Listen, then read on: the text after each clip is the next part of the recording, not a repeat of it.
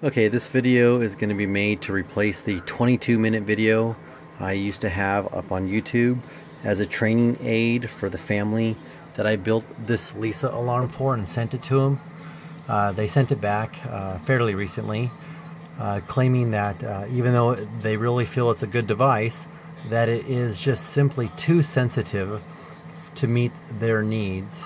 The person I sent it to does not have ALS, but instead suffered from a cerebral stroke and is paralyzed, very similar to an ALS patient, but still has pretty decent range of motion in their face. And they found that this device was just a little bit too sensitive for that user. I designed it to be sensitive. In fact, it uses a 12, I believe it's a 12-bit ADC to measure the position in relation to the magnet and the Hall sensor. It's a little out of focus. So anyways, I have on here some lines, if I can get it to focus in. The camera's being difficult here on my phone. Let's see if we can take that out. Nope, I set it out of alignment. That's not going to work out so good. So anyways, I'll just point out here, this line here is going to be, that's not helping out with the magnet. Hold on a second. Okay, I'm back. So I just simply had to try and reposition and find a good spot for this. Anyways, this line right here will be the alignment line, which will indicate that the magnet, which hooks to the user's eyebrow, had fallen off. And then this one will be just basically the general area at which they normally are at rest with their eyebrow. This will be the point at which the threshold for the iPad is met, and it'll actually control the iPad, which is self-scrolling, and I'll show that in a second. This level, this line, will be the tier activation, where it says 1 of 10 recordings inside of the program for the machine.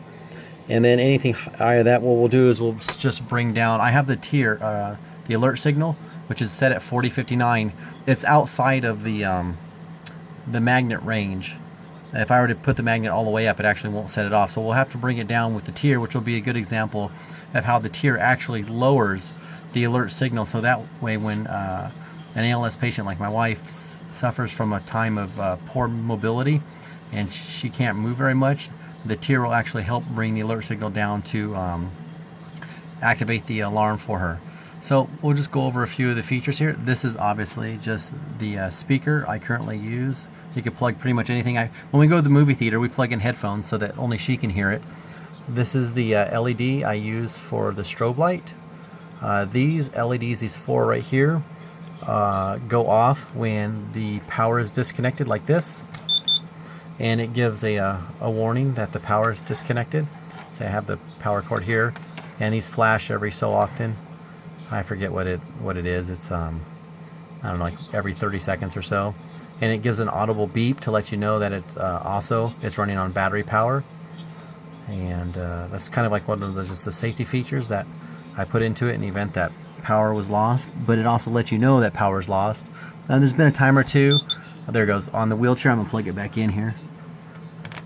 There's been a time or two when I've had the cord pop out in the wheelchair, because we use it for Lisa's current travel alarm. It goes on the wheelchair, and we've had that fail, or we've also had just the battery get run down after about 3 hours out and about, and then the battery backups always allows her to have another few hours so that she can use the alarm in the event that she needs to.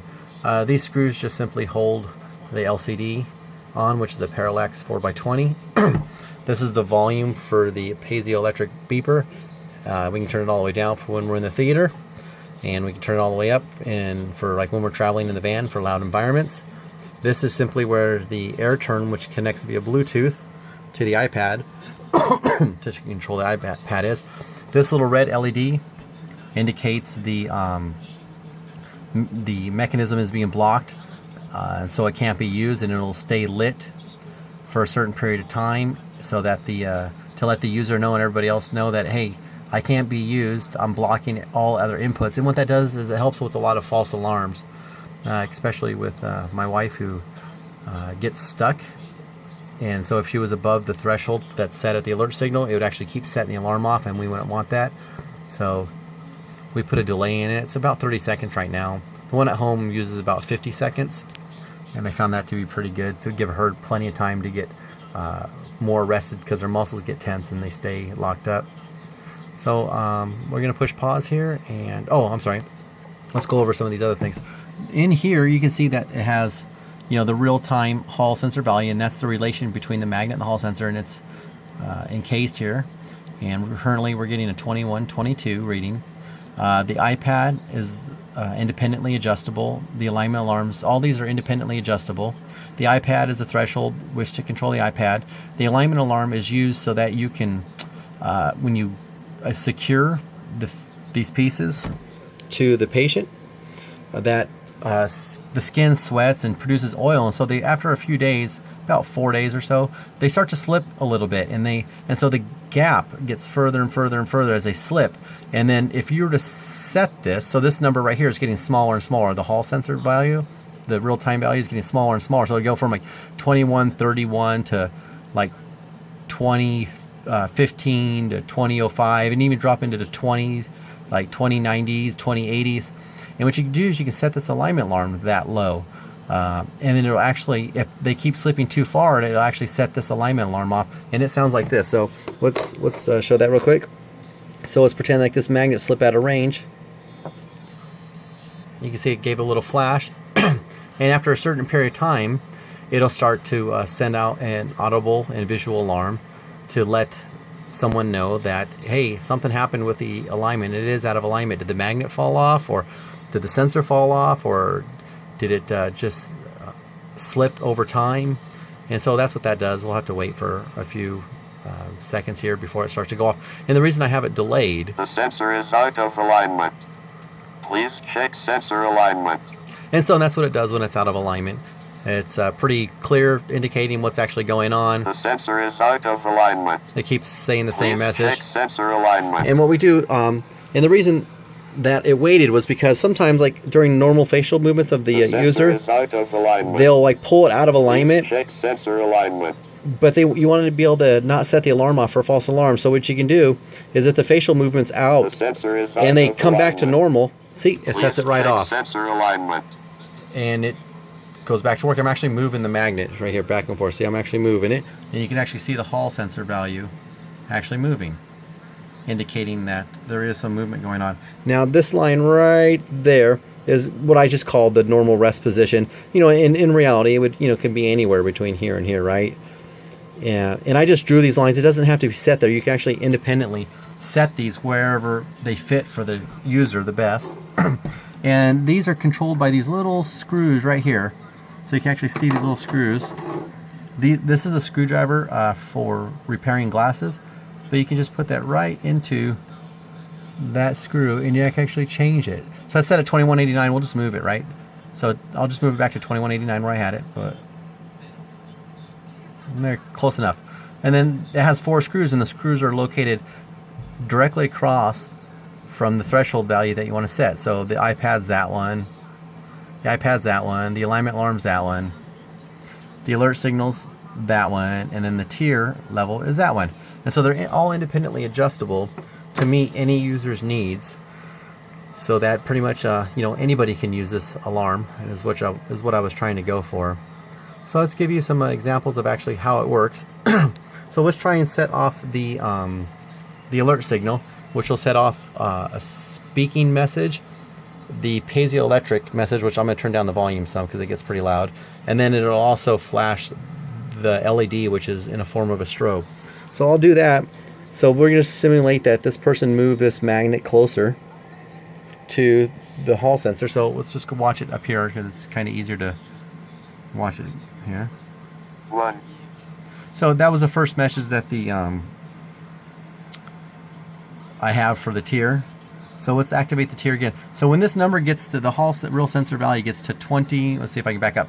When it gets to 2850 or 2851, it actually speak a message. So here we go. Let's try and get it to 28 real quick.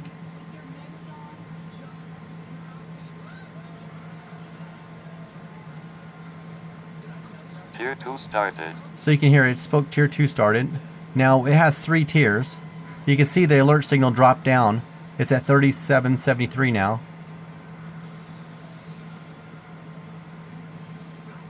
I see you're moving. So that's another one of the messages it speaks. That was a tier 3 activated. You can see the alert signal is at 3458 now. It should go off if I hit the tier again. If I hit 2850, it actually set the alarm off. This is the first time I have set the alarm off. I am waiting for some help. Is there anyone out there? So, and that's how the alarm works, by setting off the using the tier system. And like I said, there's 10 different messages for the alert signal. There's 10 different messages for tier 1. There's 10 different messages for tier 2, and there's 10 different messages for tier 3. And then it'll also, there's also 10 different messages for when it resets back to 0. So when this light goes off, it'll actually I have been reset. see, it just spoke the message. It says I have been reset, and it has 10 different messages of those. So that's quite a few. It was a big improvement that Chris Savage helped me with over at Savage Circuits to try and get just the one saying out of the programming and get multiple sayings, which is a lot better. And it gets difficult to hear the same thing over and over and over again, especially when you hear it hundreds of times a day. It's definitely a big relief to hear different messages spoken, and some of them are just flat out funny, and they make me laugh sometimes when I hear it, which is really helpful. So let's try the tier again. So I'm just going to move it up to the tier, and we can see how that works. I'm going to move it to the tier, and you'll actually hear it talk. I got you. There you go. So there's a tier 1 message. Tier 2. Spoke tier 2. I moved you a 3. Okay, and it just said I moved you 3, which means it's on tier 3. So what we'll do is we'll just wait here, right here, and after about 30 seconds or so, it'll actually speak the I've reset message. So I'm gonna pause it for a couple seconds and then start it back up. So we should be getting pretty close to getting ready to speak the reset message here. I feel like heavy done this before. It just spoke the reset message right there. It wasn't real clear, but that happens sometimes. Probably got to slow it down. So let's go and do an example of the iPad. So here's the iPad. Let's get it to start shifting around here. So there it is. It's on auto scroll.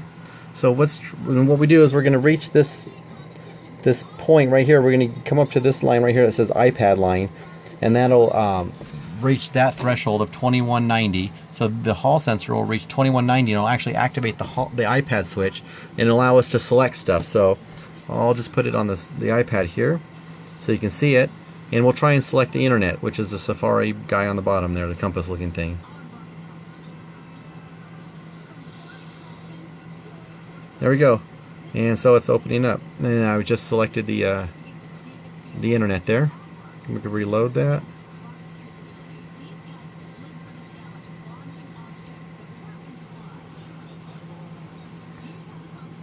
Let's see if we can get it to go there.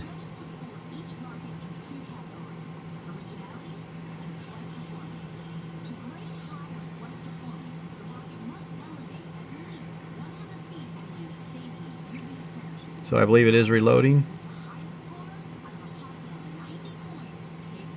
And there it goes, it's reloaded. Okay. And so that's just an example of how to make it work. And that's how with just one linear movement, up, you can call for help. You can be protected in case it falls out of alignment, if the device falls out of alignment. It has battery backup, and you can control an iPad or the Matrix Grid, which I've had other videos of, which is what I originally made it for. So I think that pretty much is a much shorter video. It's kind of 15 minutes long, but that's how it goes, I guess. Sorry, guys. And that just gives the example of just the most recent alarm I made that we use as a travel alarm that I had made for a different family, and it came back because it was just simply too sensitive for their needs, which is obviously how I can, on a 12-bit scale, it is sensitive, but it needs to be that way for our needs, and I thought that was the best thing to do at the time, and not really sure how to make it less sensitive or why you would want to, but anyways, that's it, and we'll see if we can get it to speak a tier again here. I see you're moving. And there's a delay between the tiers, so you actually can't keep using it. Like if you were to fluctuate, 2. see, it won't say 3. I heard it kick into 2 because we waited, but I actually have you have to wait before you can use the tier again. So let's wait for like a second and a half.